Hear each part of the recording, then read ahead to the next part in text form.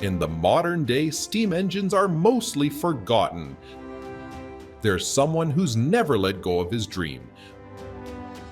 But when the world turns its back on Steven, he'll search for one where he'll fit right in.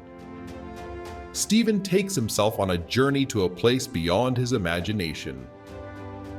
Welcome to Steamfornia, an island off the coast of Maine where steam engines still operate nearly 60 years after they last saw daily operations.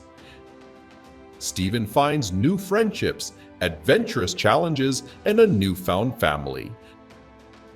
Join Steven on an amusing journey where dreams, friendship, and steam power come alive.